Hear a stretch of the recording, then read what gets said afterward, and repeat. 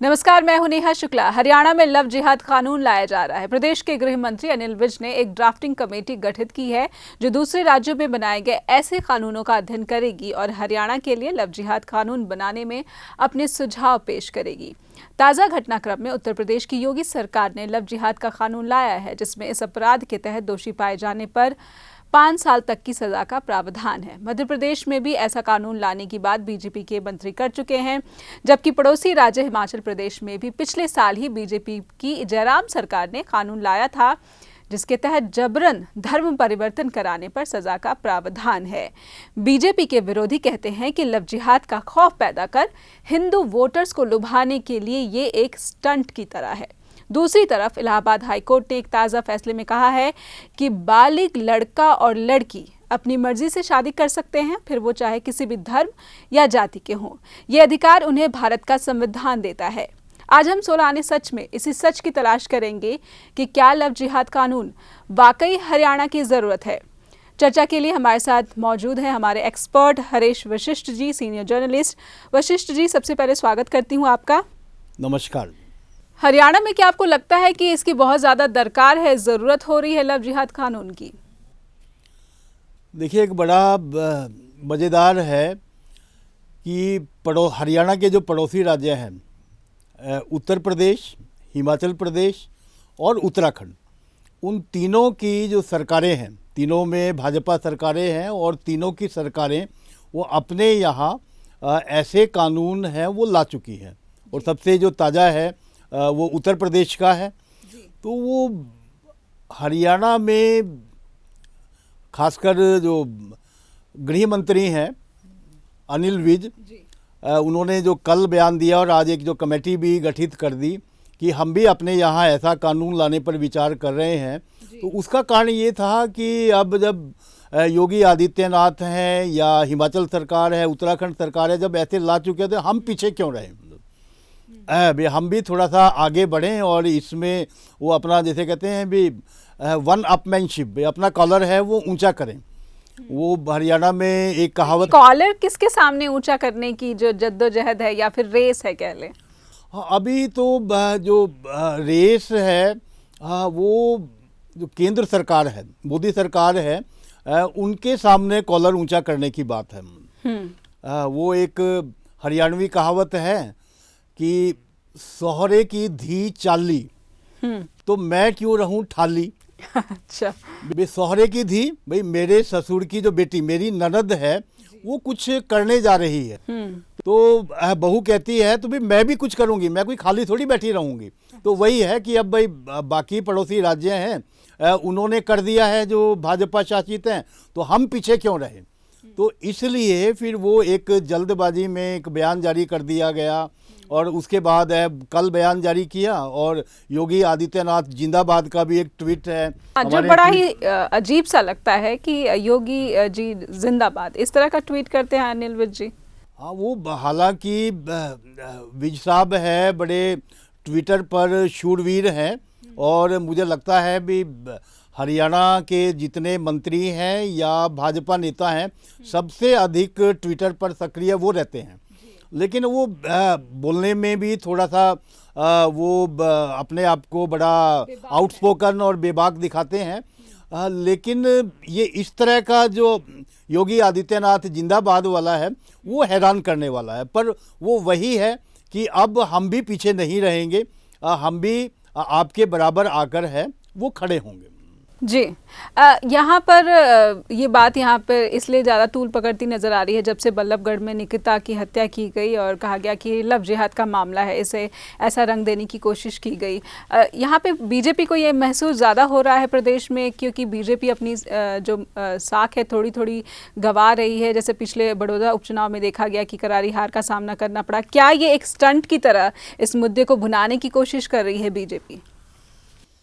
एक हरियाणा के अंदर और मुझे लगता है कि जो उत्तर भारत में एक सोशल नैरेटिव है वो लव जिहाद को लेकर चल पड़ा है जी।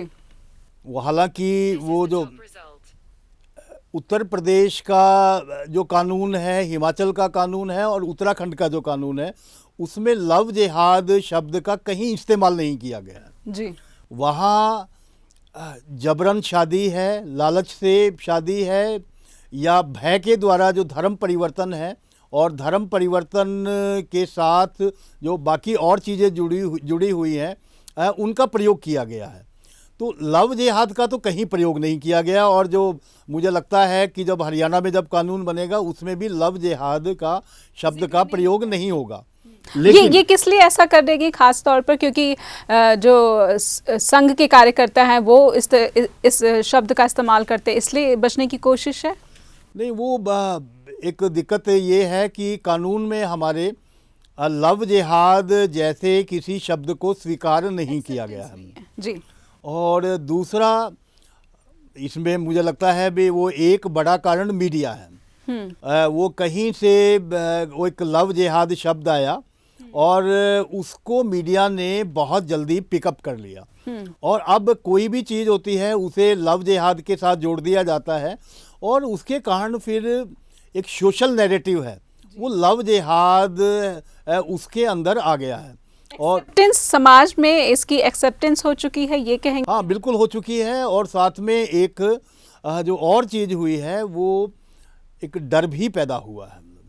वो ऐसा नहीं है कि ये केवल बीजेपी है, उनके जो कार्यकर्ता हैं या उनके जो लीडर्स हैं उनके मन में है। ये एक ऐसा नैरेटिव बना है कि हरियाणा में कई संस्थाएं हैं जिन्होंने सरकार से मांग की, खासकर एक फरीदाबाद की संस्था है सर्व समाज हरियाणा। उन्होंने अभी मुख्यमंत्री खट्टर हैं उनको एक चिट्ठी लिखी, और उस चिट्ठी में लिखा कि जिस तरह से ये बरगलाकर धर्म परिवर्तन करवाकर शादियां करवाई जा रही हैं, उसकी जांच सीबीआई से करवाई जाए, और उसके लिए एक कानून है वो भी लेके आया जाए। हरियाणा की ही एक संस्था है धर्म समन्वय संस्था, उस संस्था ने कुछ आंकड़े इकट्ठे किए और वो मीडिया के को भी दिए और सरकार के सामने भी रखे। उस संस्था का कहना ये है कि हरियाणा में प्रतिवर्ष 250 से ज़्यादा लव जिहाद के केस होते हैं, ये संस्था का कहना है। पर इसका कोई डेटा नहीं मौजूद है? हाँ, डेटा कहीं भी, क्योंकि कानून में लव जिहाद शब्द नहीं है, इसलिए जो FIR लॉज हुई हैं या जो कानूनी स्तर के ऊपर कुछ कार्रवाई हुई है उसमें लव जिहाद शब्द का प्रयोग नहीं हुआ। लेकिन जो संस्था है उनका कहना है कि जो 250 से ज़्यादा जो केस हैं उनके अंदर लड़कियों का, उसमें मैं खासतौर ये ज़रूर मेंशन करना चाहूँगा कि ये है जो हिंदू लड़कियाँ हैं, हिंदू लड़कियाँ हैं, उन्होंने जहाँ मुस्लिम लड़कों के साथ शादी कर ली या उनके साथ है भागकर चली गई, मतलब वो ऐसा जो डेटा है उन्होंने इकट्ठा किया, मतलब। और उनका कहना ये है कि वो हरियाणा के 5 या 6 ज़िले ऐसे हैं जिसके अंदर ये जो फिनोमिनन है ये सबसे ज़्यादा है, जिसमें फरीदाबाद है, फरीदाबाद का सबसे ज़्यादा, फरीदाबाद और पानीपत पे जोड़ दिया गया, मेवात है, यमुनानगर है, ये सारी वो बेल्ट है जो उत्तर प्रदेश की जो मुस्लिम बेल्ट है उसके साथ जुड़ी हुई है, सोनीपत है, और कुछ केस कुरुक्षेत्र में भी वो बताते हैं। तो एक सामाजिक स्तर पर ये नैरेटिव तैयार हुआ कि लव जिहाद एग्जिस्ट करता है और हरियाणा में भी है। और एक हरियाणा के अंदर वो एक और जो भय जो है वो ये है कि जो लड़कियां हैं, जो युवा लड़कियां हैं, उनके लापता होने का प्रतिशत बहुत ज़्यादा है, मतलब। और उसमें एक साथ में ये जो घटनाक्रम जुड़ा कि जो हिंदू लड़कियां हैं मुस्लिम लड़कों के साथ गई, इस तरह से समाज में एक भय का जो वातावरण है वो तैयार हुआ। और ये खासकर कोई भी पॉलिटिकल पार्टी जो सरकार के अंदर है वो ये चाहेगी कि अगर कोई इशू है और वो उन्हें फेवर करता है तो वो उसको फिर वो एड्रेस करें, और यही मुझे लगता है कि हरियाणा सरकार है, खट्टर सरकार है, उनका कंपल्शन भी है। जी, तो आपको लगता है कि इस तरह के मामले ज़्यादा हुए हैं और यही वजह है कि बीजेपी को ये ज़रूरत महसूस हुई कि ये मुद्दा उनके फेवर में काम कर सकता है? एक ये भी है कि कांग्रेस की सरकार भी उड़ीसा में इस तरह का कानून लेकर आई थी और बहुत पुरानी बात है। ये वाला जो अभी जो मुद्दा जो है जो लव जिहाद और उस पर कानून बनाने का भाजपा शासित सरकारों में वो 2017 से शुरू हुआ जी। 2017 के अंदर झारखंड के अंदर जो भाजपा सरकार थी उन्होंने इसके ऊपर एक कानून बनाया जी।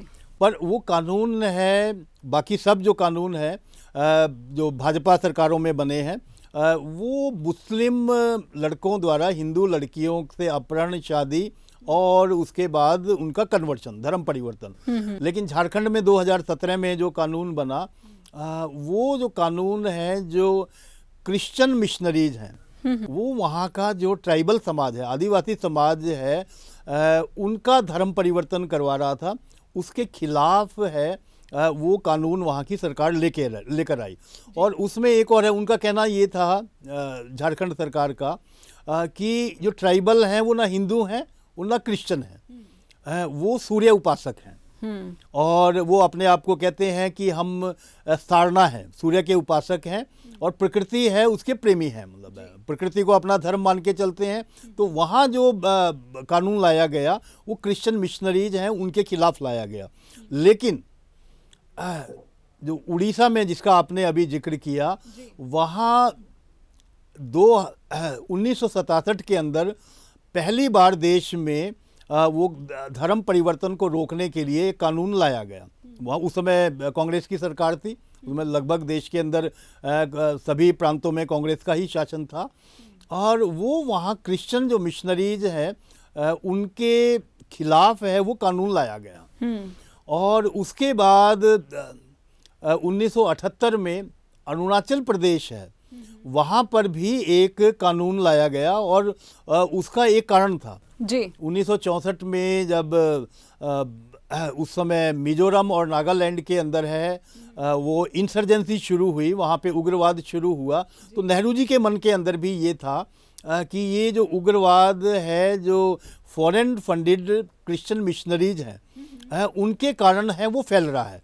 तो उनके मन में था कि जो असम और अरुणाचल की सीमा पर जो ट्राइबल्स हैं उनके धर्म परिवर्तन को रोकने के लिए कोई कानून लाया जा सके। लेकिन वो कानून फिर 1978 के अंदर आया जी। और वो उस कानून में भी जो ट्राइबल्स हैं वो जो वहाँ भी प्रकृति पूजक हैं और वो जैसे झारखंड में सूर्य उपासक हैं, वहाँ पर सूर्य और चंद्रमा दोनों के उपासक हैं, तो उनके धर्म परिवर्तन को रोकने के लिए, और वो धर्म परिवर्तन क्रिश्चियन मिशनरीज हैं उनके द्वारा हो रहा था क्योंकि वो देश की सुरक्षा के लिए भी एक बड़ा खतरा बनता जा रहा था। वो सीमावर्ती प्रदेश है, तो 1978 के अंदर वहाँ कानून आया जी। तो तब क्रिश्चियन जो संगठन है उन पर आरोप लगते रहे थे इस बात को, और अब ऐसा लग रहा है कि जो इस्लामिक संगठन है उन पे इस तरह का आरोप है। जहाँ तक हरियाणा की बात करें, निश्चित तौर पर अब ये जो कानून आ रहे हैं वो जो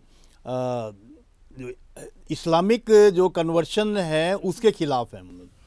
पर एक इसमें बड़े रोचक बात और मैं कहना चाहूँगा जी कि केरल के अंदर एक अलग तरह की शिकायत है और वो शिकायत ये है कि वहाँ पर जो क्रिश्चियन जो लड़कियां हैं उनको कन्वर्ट करके, उनका धर्म परिवर्तन करके उनको इस्लाम के अंदर है वो ले जाया जा रहा है।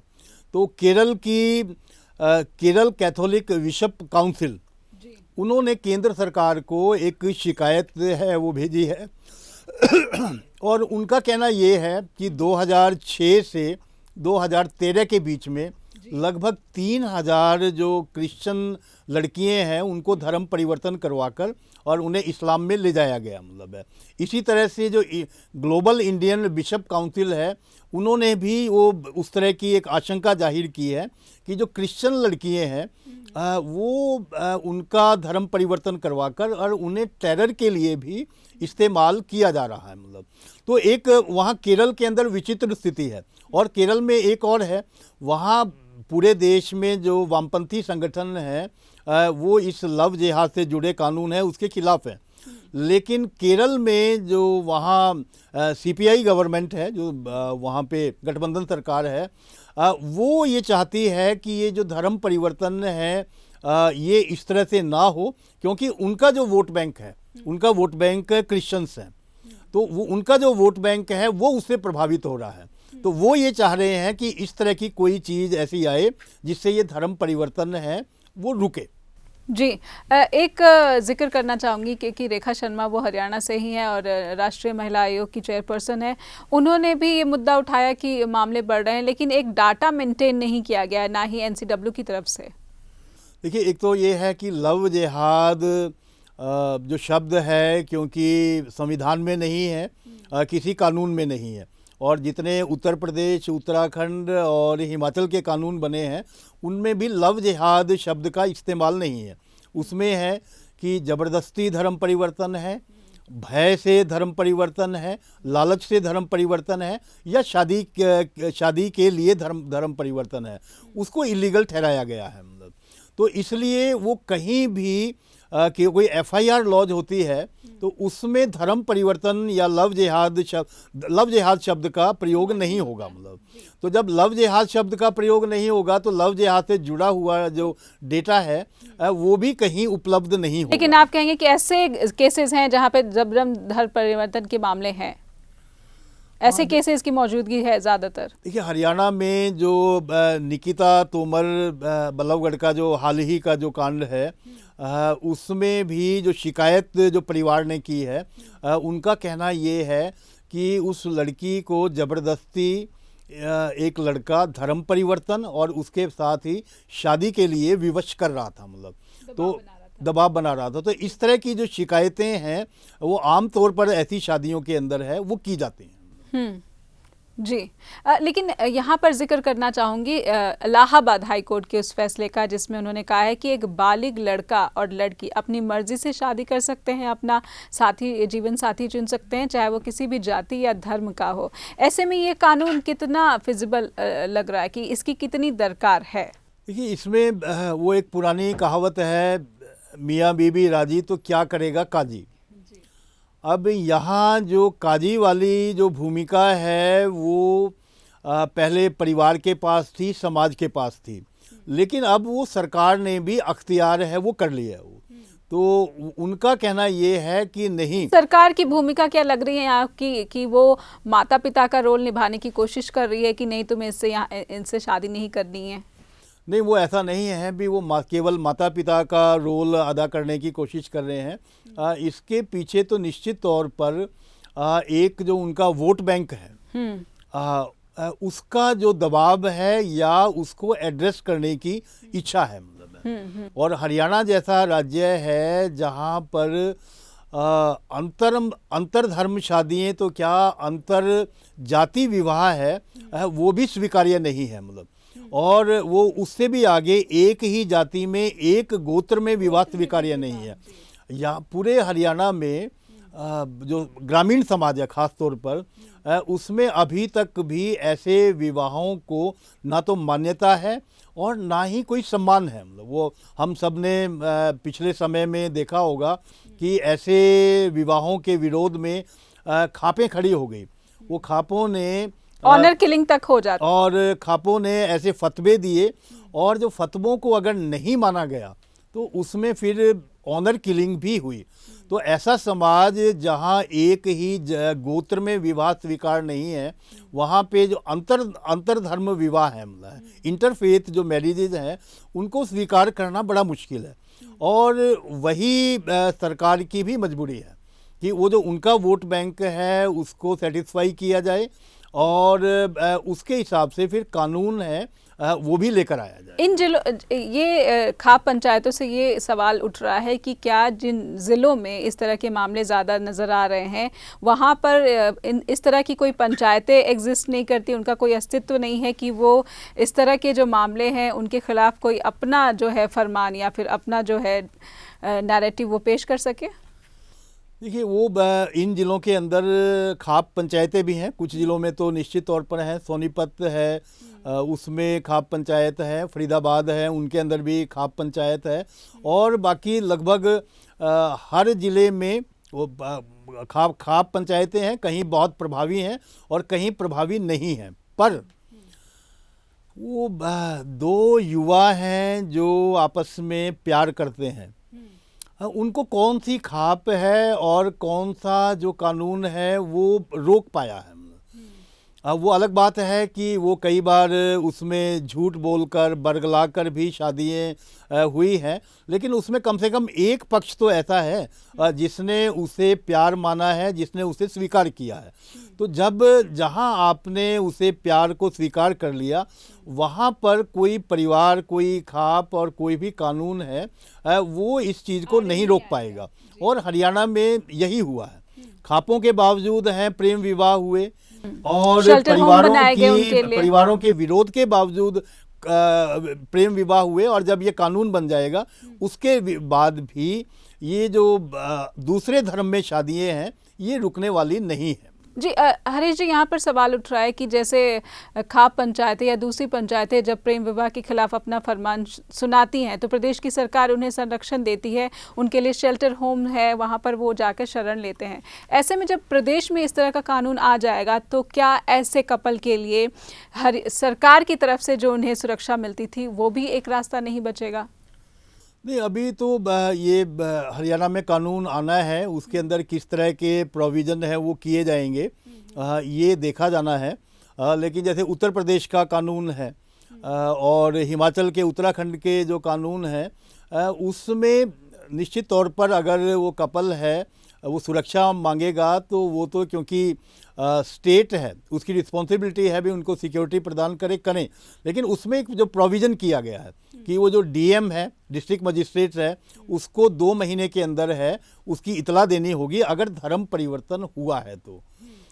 इसी तरह से हिमाचल के कानून में है, अगर शादी के बाद धर्म परिवर्तन हुआ है, शादी ही नहीं, किसी लालच से, किसी डर से, किसी बरगलाने से धर्म परिवर्तन हुआ है, तो उसमें वो जो शादी करवाने वाला जो काजी है, पादरी है, पंडित है, उसे सरकार को सूचना देनी होगी।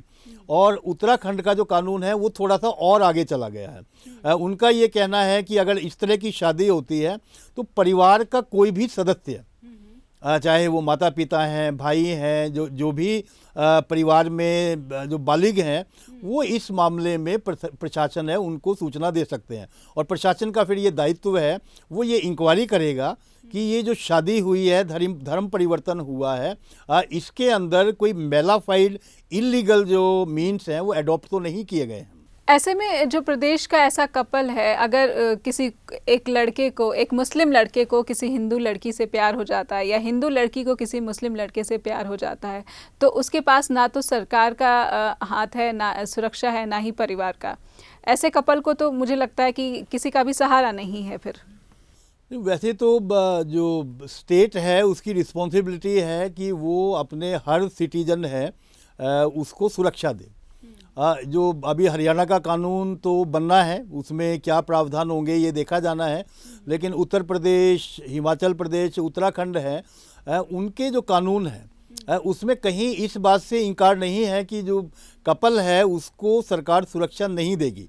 लेकिन क्या पहले इस बात का ध्यान दिया जाएगा कि संविधान कहता है कि जाति कोई भी हो, धर्म कोई भी हो, अपनी मर्जी से जीवन साथी चुनने का अधिकार एक बालिग को है। कानूनन तो अभी भी उत्तर प्रदेश, हिमाचल और उत्तराखंड या बाकी अन्य राज्य हैं जिनके अंदर ये कानून आया है, वहाँ संविधान द्वारा ये अधिकार है, दिया जा चुका है। लेकिन अब इसमें अभी भी सरकार की जिम्मेदारी इन राज्यों में भी और बाकी देश में भी ऐसे जो अगर कोई सुरक्षा मांगता है, केवल कपल नहीं, कोई भी सुरक्षा मांगेगा, उसको सुरक्षा प्रदान करना सरकार की जिम्मेदारी है।